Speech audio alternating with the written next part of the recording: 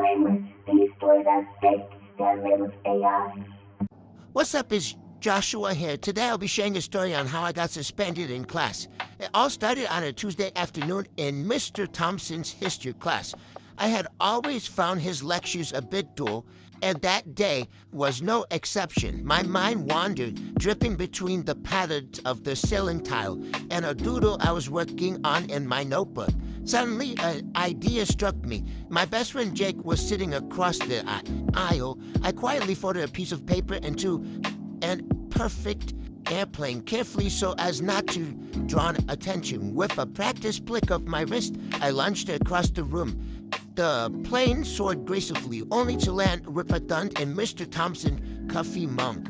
The class erupted in muffled giggles. Mr. Thompson's eyebrows raised, retrieved the plane with a bemused expression. He unfolded it and read it aloud. To Mr. Thompson, your copy deserves a flat of its own.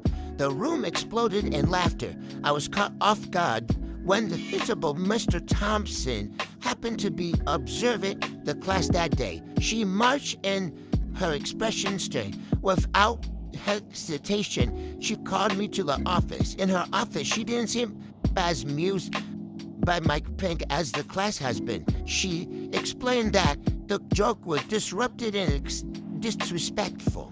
I tried to explain that it wasn't meant in good fun, but she didn't share my sense of humor. The next day, I was handed a suspension notice. It was a hard lesson in understanding boundaries and respecting authority. As I walked home, I couldn't help but think that maybe next time I would keep my creative ideas for more appropriate settings.